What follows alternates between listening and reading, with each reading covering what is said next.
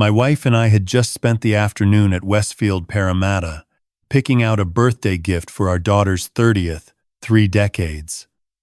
She'd grown into a woman who knew exactly what she wanted from life, and somehow that made choosing a gift harder, not easier. We'd finally settled on a leather weekend bag from a boutique on level 2 quality stitching, the kind of thing that lasts. My wife had insisted. She's got good taste. Get her something she'll still use at 50. I'd gone ahead to pull the car around from the multi-story while she stopped near the entrance to take a call. Something about coordinating a property settlement. That was her world. Contracts, clients, phone calls, at inconvenient times.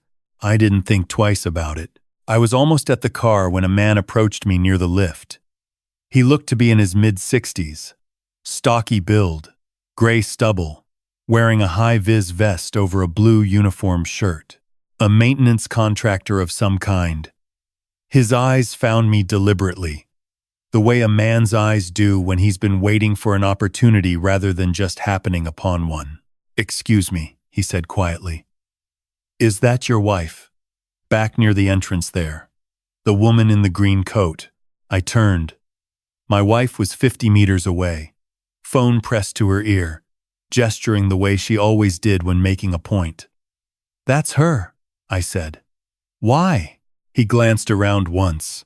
Then he looked at me with an expression I'd seen before, the look of someone about to say something they'd rehearsed and still weren't sure they should say. "My name's Ray Coulter. I do maintenance here 3 days a week." He paused. "There's something I've been trying to decide whether to tell you. I saw something 2 weeks ago, and if it were my wife, I'd want to know." The afternoon light felt suddenly flat. The car park noise, tires on concrete, a reversing beep somewhere below all of it seemed to drop away. "What did you see?" He pulled out his phone. "Welcome to Shadow Letters. I'm truly grateful you're here. Before we go further, drop a comment and let me know where in Australia you're watching from, or wherever in the world this story has found you. And when we reach the end, I'd love you to rate this story from 1 to 10. Your feedback shapes everything I bring to this channel. One more thing, this story contains fictionalized elements woven in for reflection and storytelling. Any resemblance to real names or places is coincidental, but the lessons about trust, family, and what we owe each other, those are very real.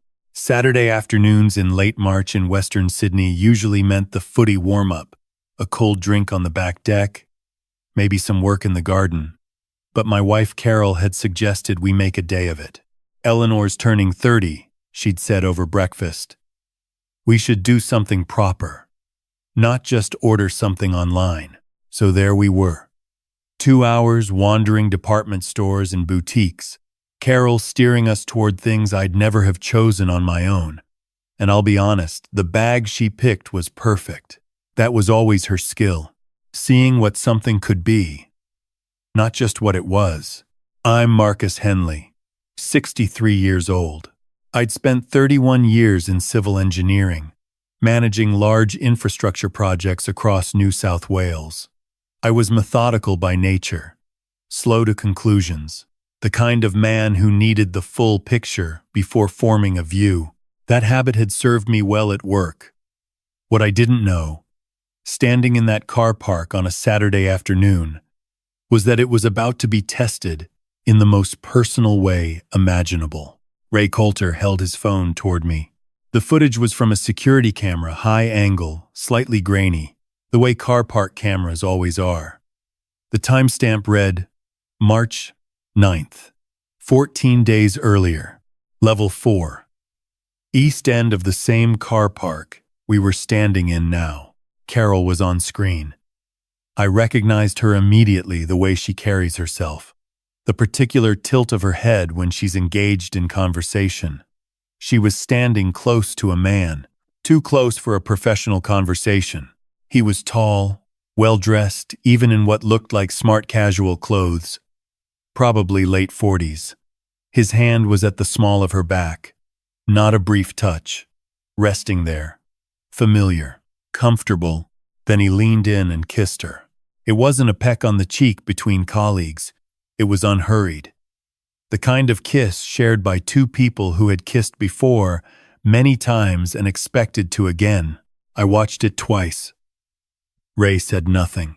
He gave me the space to take it in without filling the silence with words that couldn't help anyway. "Who is he?" I asked. My voice came out steadier than I expected. "I don't know his name." Ray's voice was low, careful, but I've seen him here 3 times in the past month. Always mid-afternoon. Always in the same area. He paused. The first time I thought it might be a relative, but the second time I started taking note of things. Plates. Timing. I've got a habit of it, old copper. Retired 12 years ago, but some things don't leave you. Old copper. That explained the deliberate manner. The records. "Why are you telling me this?" I asked. "Because I know what it's like to be the last one to know." His jaw tightened slightly. "And I know what it costs a man to find out too late, when there's nothing left to protect." I looked back toward the entrance. Carol was wrapping up her call, turning in our direction. I thanked Ray Coulter quietly. He gave me his number without my asking. Wrote it on a folded receipt from his shirt pocket, like a man who'd prepared for exactly this moment. Then I walked to the car, started the engine, and waited for my wife to get in. She climbed into the passenger seat with the shopping bag on her lap, cheeks slightly flushed from the autumn air. "Good call on the bag," she said. "Eleanor's going to love it." She glanced at me and smiled. I smiled back. The same smile I'd been giving her for 33 years. And for the first time, I couldn't tell whether it was real or a performance. She talked the whole drive home. About Eleanor's party plans. About whether we should book a private room at a restaurant or do something at the house. About a client whose settlement was dragging out. I made the right sounds. Asked the right questions. Took the exit off the M4 and pulled into our driveway in Penrith, just as the sun dropped behind the ridge. Behind my eyes, a different kind of thinking was already underway. 33 years of marriage. 2 daughters, Eleanor turning 30 and Sophie, 27, living in Melbourne. A house we'd renovated twice together. A life I had believed, without question, was solid. The man who might have walked back to that car park and confronted her in front of strangers, that man had existed once, perhaps. But 31 years of project management had taught me something that held equally in a marriage collapsing in a car park. You don't act on incomplete information. You assess. You verify. You build the full picture before you move. Because a premature action doesn't just fail. It gives the other side time to prepare. That night, Carol set her phone face down on her nightstand. She'd been doing that for months. I'd noticed. Attributed it to light disrupting sleep. She'd even mentioned it once, casually, in the way people mention something true so they don't have to explain it again. Now I noticed differently. At 1:17 inches the morning, the phone buzzed. She reached for it in her sleep. Her fingers found it, and she pulled it slightly closer. A small unconscious movement, the kind a person makes toward something that matters. I lay in the dark and breathed through it. 4 counts in, 4 counts hold, 4 counts out. A technique from a stress management course I'd done 15 years ago that I'd never needed as badly as I needed it now. Sunday morning, I sat at my desk while Carol was in the garden and typed Private Investigator Penrith into the browser. I narrowed it down methodically, the same way I'd always shortlisted contractors. Former law enforcement background, documented experience in domestic cases, clear, professional website without flashy guarantees. I found Donna Sherwood at Sherwood Investigations in Parramatta. 20 years as a federal police analyst before going private. Her site was spare and factual. I called at 9. She answered on the 3rd ring. "I need to establish what my wife is involved in," I said. "Both personally and financially. I need documentation." A brief pause. "Come in Monday morning," she said. "Bring whatever you have." 2, 2, 2. Donna Sherwood's office was on the third floor of a commercial building on Church Street, neutral carpet, plain desk. One framed photo of two dogs on a shelf. Nothing personal on display. The kind of space that told clients she was there to work, not to be known. She listened to everything without interrupting. Ray Coulter, the footage, the phone habits, the past several months of things I'd filed away without understanding what I was filing. When I finished, she leaned back. "You've already been processing this for a while," she said. "Before you had confirmation." "I didn't realize that until just now," I said. She nodded. $1,200 a week plus expenses. 2 weeks minimum. What's your priority identity? Financials? Or both? Both. Whatever stands up if this goes to lawyers. She studied me for a moment. I'll start today. Tuesday evening, her first encrypted report arrived. I opened it in the study with the door shut. The man's name was Derek Holsworth, 49. A property developer operating primarily in inner West Sydney and the lower Blue Mountains. His LinkedIn profile showed a polished headshot, several investment company logos, a long list of connections. He lived in a serviced apartment in Piermont and ran 2 registered business entities, one legitimate, one that Donna flagged as structurally unusual. The activity log read, Monday. Subject and Derek Holsworth observed entering the Novotel Sydney Parramatta. Subject entered at 1:48 p.m. Exited at 4:15 p.m. 2 hours, 27 minutes. I read it 3 times. Then I looked at my phone. I'd texted Carol that Monday at 2:30, asking if she wanted anything from the shops. She'd replied within 2 minutes, running through a client brief, back around 5. She'd answered me from a hotel room. Below the activity log, Donna had noted something in the financial summary section. Preliminary only. Further review required.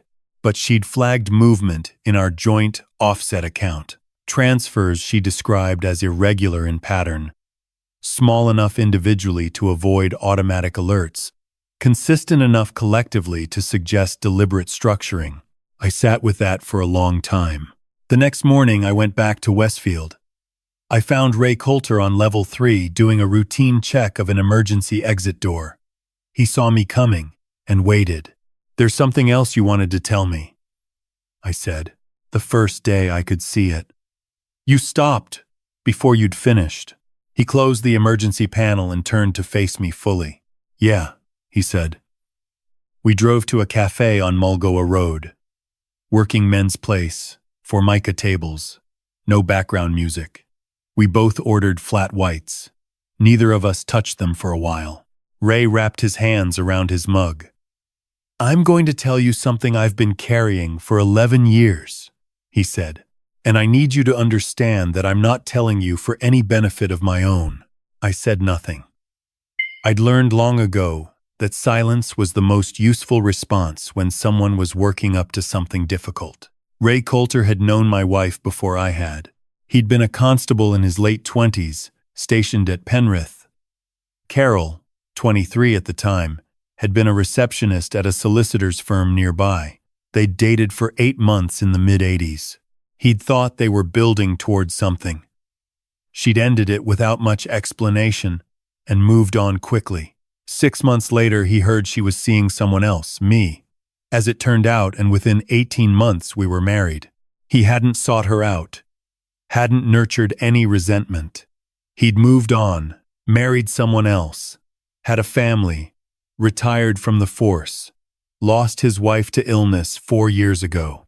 When he'd taken the maintenance contract at Westfield 2 years back and recognized Carol one afternoon, he'd left it alone. It was ancient history.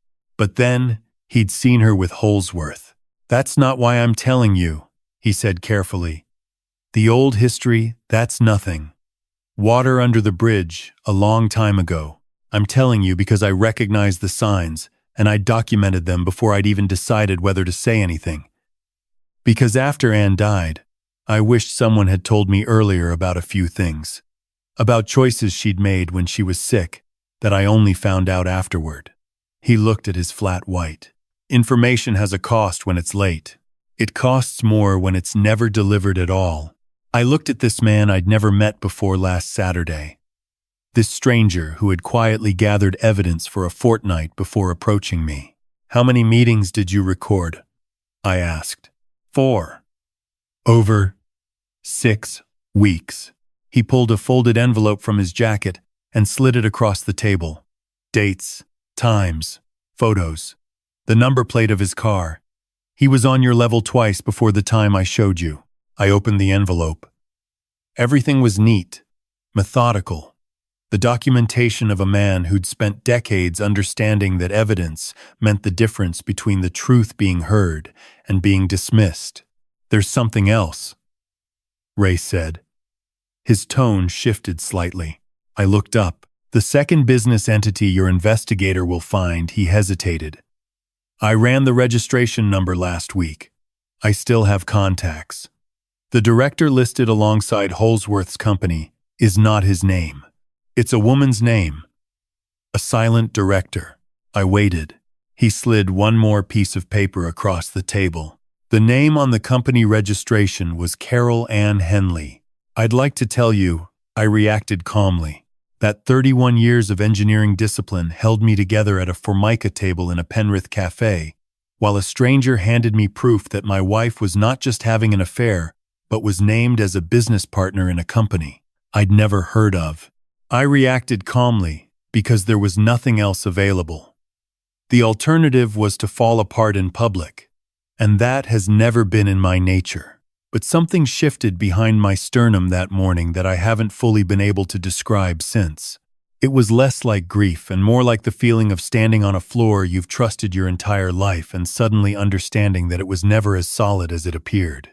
I called my younger daughter Sophie that afternoon. Not Eleanor. Eleanor was 3 weeks from her birthday, and I wasn't going to turn her milestone into collateral damage. Sophie was practical, level-headed, an accountant working in Melbourne. She'd always been the one who could receive difficult information without it derailing her. "Sophie," I said, "I need your help. Not personal help. Professional. What's going on, Dad? I need someone who can look at financial documents and tell me in plain language what they're looking at. I think there's been money moved that I wasn't informed about. I think it may be structured to avoid detection." Silence. Then, "How much money are we talking? I don't know the full figure yet. That's what I need to establish." Another silence. "Dad, is this about Mum?" "Tell me in Melbourne," I said. "Not on the phone. I flew down Thursday." Sophie met me at her apartment in Fitzroy. She'd cleared the dining table and made tea. She sat across from me, and I placed Donna's preliminary report, Ray's envelope, and the company registration document in front of her. She read everything without speaking. Her expression moved through several places I recognized from her childhood: concentration, realization, the specific stillness that preceded her most serious responses. Then she looked up at me. "This company," she said carefully, pointing at the registration. "It's set up to receive inflated service fees from clients. The entity invoices for property consulting services that are either minimal or non-existent. The fees get paid, the money moves through the company, and a portion flows back to the directors through disbursements that look like legitimate business income." "I know what that is," I said. "I know you do," she said quietly. "Dad, this isn't just an affair." "No, it isn't. How long do you think it's been going on?" "The financial arrangement, I mean." Donna was still tracking it. But based on the transfer pattern she'd flagged, Sophie's estimate was between 14 and 20 months. I thought about the kitchen renovation 18 months ago. Carol had project managed it entirely. I'd been deep in a major contract in the Hunter Valley. I'd trusted her with the budget and hadn't looked closely at the figures once it was done. I thought about her new car 18 months ago. She'd said a client had referred her a large settlement that generated a solid commission. I hadn't questioned it. Sophie reached across the table and put her hand over mine. "What do you want to do?" she asked. "The same thing I always do," I said. "I want to know everything. Then I want to make decisions from a position of full information." She nodded. Then she opened her laptop. I'd always admired my younger daughter's ability to compartmentalize. In the next 2 hours, she built a spreadsheet that mapped every transfer Donna had flagged, cross-referenced with the company's registration date and the time frame of Carol's client records I'd brought copies of. The picture that emerged was methodical and damning. Approximately $240,000 had moved through the company structure over 18 months, with Carol receiving disbursements that had been absorbed into her personal account, one I hadn't been formally informed about when she opened it, and hadn't thought to question because we'd always managed finances with reasonable independence. That night, I called Donna Sherwood from Sophie's balcony. "I need you to widen the financial investigation," I said. "Her personal accounts, any business registration she's a party to, and I need you to find out whether Derek Holsworth has done this before. Other women, other jurisdictions, other companies." "On it," she said. "Give me 48 hours. 48 hours later, the picture became considerably larger. Derek Holsworth had a history.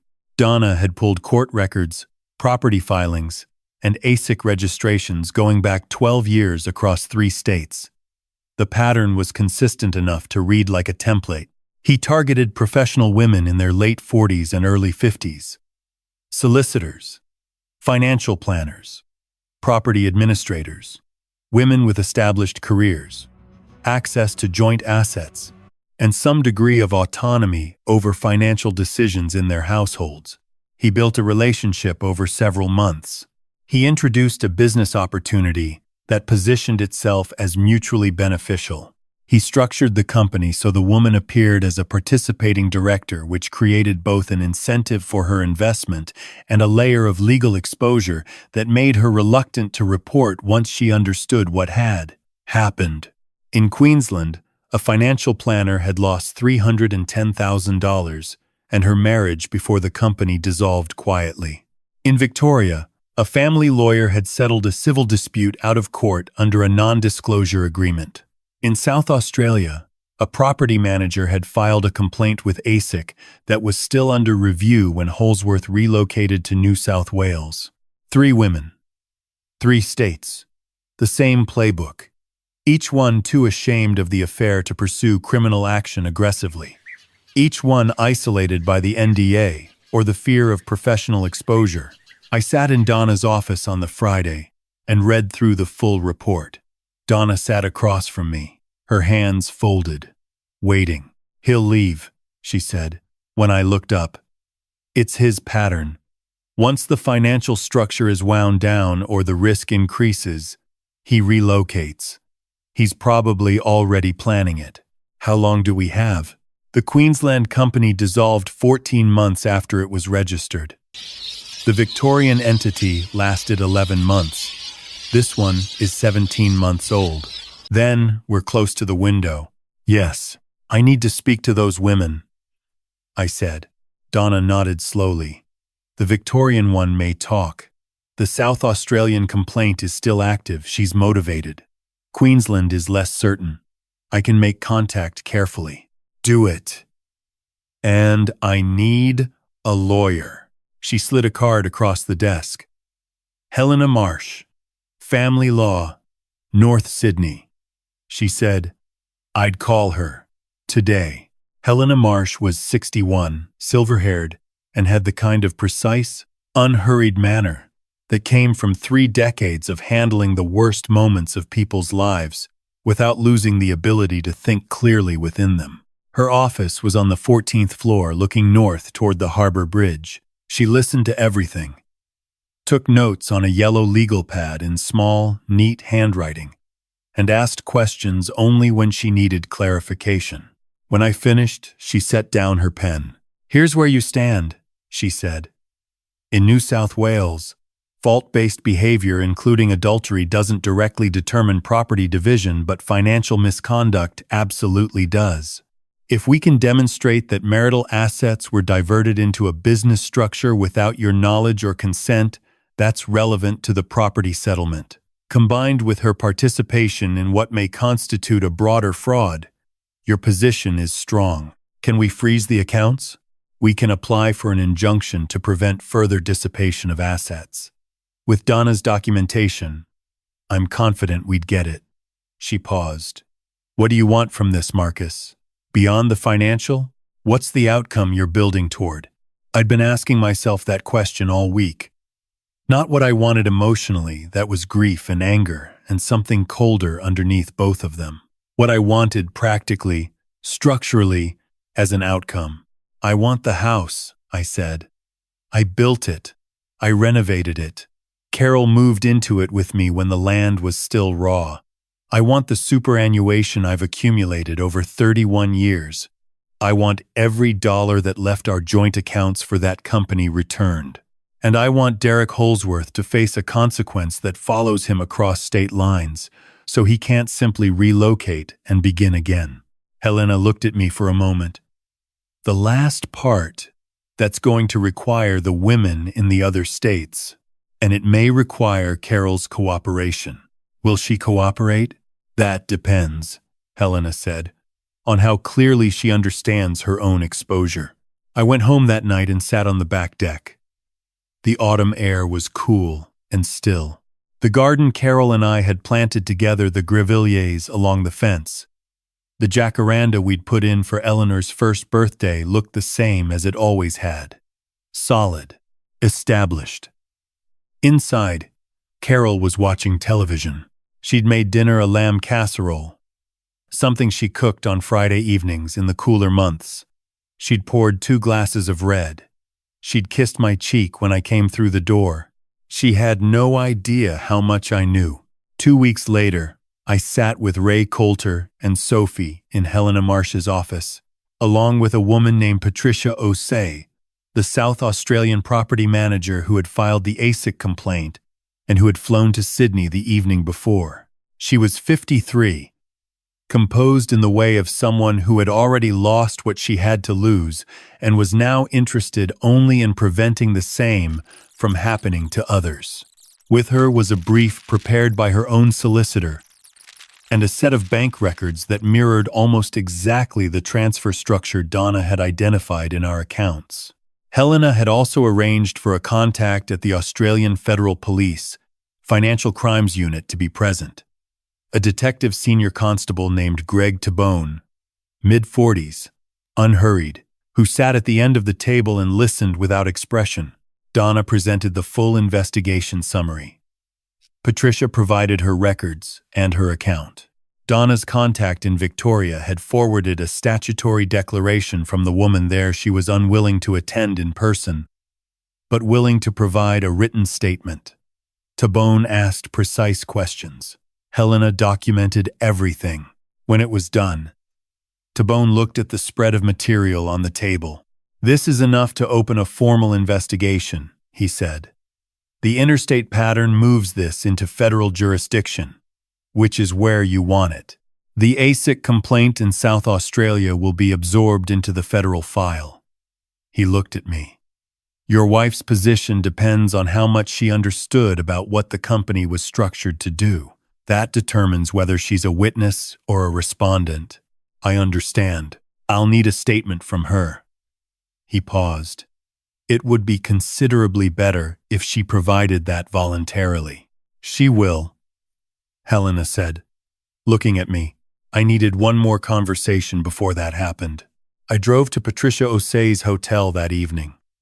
She was leaving in the morning. We sat in the lobby cafe and I thanked her for coming. She looked at me carefully. "How long have you been married?" 33 years. She nodded slowly. "I was married for 19. She stirred her coffee. "The hardest thing isn't finding out." She paused. "The hardest thing is realizing that someone you built a life with was capable of making choices that invisible to you. That the person you thought you knew completely had a version of themselves you'd never been introduced to. I didn't answer straight away. Yes, I said finally. That's exactly what it is. She looked toward the lobby doors. I'm not angry at my ex-husband anymore for how he reacted. She said it simply, without bitterness. I'm not even angry at Derek anymore. I'm angry at myself for mistaking attention for love, for thinking that someone who asked good questions and remembered small details was someone who actually cared. She met my eyes. Make sure your wife understands that he didn't choose her. He chose her profile. That's an important distinction. I carried that with me when I sat across from Carol 3 days later. I hadn't told her I was coming home early. I walked in at 2 in the afternoon on a Tuesday, and she was at the kitchen table with her laptop, working through a brief. She looked up, mildly surprised, and started to say something about traffic. I placed Donna Sherwood's full report on the table in front of her. Then Patricia's bank records. Then the company registration with her name on it. Carol, I said, sitting down across from her. I know everything. I've known for 3 weeks. And before you say anything, I need you to understand the full extent of what I know. Her expression moved through several stages quickly. Surprise. Fear. Something that looked like calculation. Then something that looked like it had given up calculating. I walked her through it methodically. The AFP investigation, the women in other states, the federal jurisdiction, the asset injunction Helena had already filed, her legal exposure as a registered company director in a structure that had been used to receive funds under fraudulent invoicing arrangements. By the time I finished, she was crying. Quietly, not dramatically. The way a person cries when they've run out of the energy required for anything else. Marcus, she said. I didn't understand what it was. He told me the company was a legitimate consulting arrangement. I thought the invoicing was standard. Did you think the transfers from our joint accounts were standard? She didn't answer. Did you ask him why a property developer needed to structure a company this way? Still nothing. Carol, I said. He has done this to 3 other women that we know of. The same structure, the same timeline, the same promises. You were not his partner. You were his mechanism. The color left her face. I showed her the comparison. Donna had prepared the business structures in each state, the disbursement patterns, the dissolution dates. I showed her Patricia Osei's statement. I showed her the statutory declaration from Victoria. He said we were going to move to the Gold Coast, she whispered. He said we'd build something together up there, a proper portfolio. I know what he said. I said it carefully, not unkindly. He said similar things to each of them. She sat with that for a long time. Here are your choices, I said. Cooper with the AFP provide a full voluntary statement. Hand over every document, email, and communication related to Derek Holsworth and the company. In exchange for full cooperation, Helena believes your exposure can be limited to civil rather than criminal liability. You keep your professional registration. You keep your relationship with Eleanor and Sophie on their terms, in whatever form they choose, or don't cooperate. Face criminal respondent status in a federal investigation. Lose your practicing certificate, and have Eleanor and Sophie learn about all of this through a public court record rather than from you directly. She made her choice. It didn't take long. The AFP arrested Derek Holsworth on a Wednesday morning, not at a car park, not at a hospital, at a function room at the Westin in Sydney, where he was attending a property investment networking breakfast. He was mid-conversation with 2 men in suits when the officers approached. Donna Sherwood had tipped to Bonoff about his calendar. I wasn't there. I'd thought about being there. I decided it wasn't what I needed. What I needed was to sit on my back deck with a cup of tea and call Sophie. It's done, I told her. She was quiet for a moment. How do you feel? I thought about it. I feel like someone removed a weight I'd been carrying long enough that I'd stopped noticing it was there. She flew up that weekend. We sat on the deck for most of Saturday, talking about things that had nothing to do with any of it. Her work, her partner, James. Whether the jacaranda needed trimming. At one point she put her head on my shoulder the way she had when she was about 10 years old, and I sat very still so I didn't disturb it. Eleanor was told before the divorce was finalized. Carol told her, which was the right order of things. Eleanor called me that evening, distressed and uncertain and full of questions I answered as honestly as I could. She needed time. So did I. We gave it to each other. The divorce was finalized 4 months later. The family home remained with me. Helena had built the case around my documented contribution to its purchase, renovation, and maintenance across 31 years. The superannuation split reflected the financial misconduct. The $240,000 that had moved through the company's structure was the subject of a civil recovery order. Carol retained her personal super and her professional registration on the condition of full cooperation, which she maintained throughout. Derek Holsworth was charged with fraud by false representation and conspiracy to defraud across 3 jurisdictions. Patricia Osei testified. The woman in Victoria testified. Carol testified. He was convicted on 7 counts.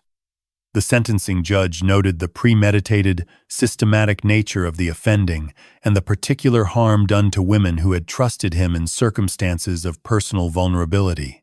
He was sentenced to 9 years and 3 months with a non-parole period of 6 years. I sat in the gallery on the day of sentencing with Ray Coulter beside me. We didn't say much. When the judge finished, Ray nodded once, the way a man nods when a thing has been done properly. Afterward, we walked to a cafe near the court and ordered sandwiches. Ray asked about my daughters. I asked about his. He had 2 as well, both in Queensland. We talked for an hour about nothing in particular. It was one of the better conversations I'd had in months. I'm 63 years old. I live alone in the house in Penrith. Sophie visits regularly. Eleanor is getting there. Grief about a parent's marriage takes its own time, and the timeline belongs to her. Ray comes over occasionally on a Saturday afternoon. We watch the rugby. He is not a man who talks much, and neither, in truth, am I. And we've found that compatible.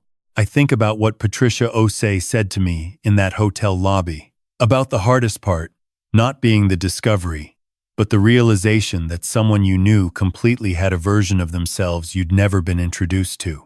I've sat with that many times. I've decided she was right about the diagnosis and also right about something else she didn't say directly, that the answer to it isn't to stop trusting. It's to understand that trust is not the same as certainty, and that love offered freely is still worth offering, even knowing it can be declined in ways that cost you. I didn't rebuild my marriage. You can't rebuild something when one party has been building a different structure on the same site without telling you. But I rebuilt something else. I rebuilt a life that was genuinely mine. And at 63, starting over with your daughters, a new brother in all but name, and the honest company of a man who once dated your wife 40 years ago, that turns out to be enough. More than enough. On the right evenings, with the right tea. Watching the jacaranda hold its shape against a Penrith sky.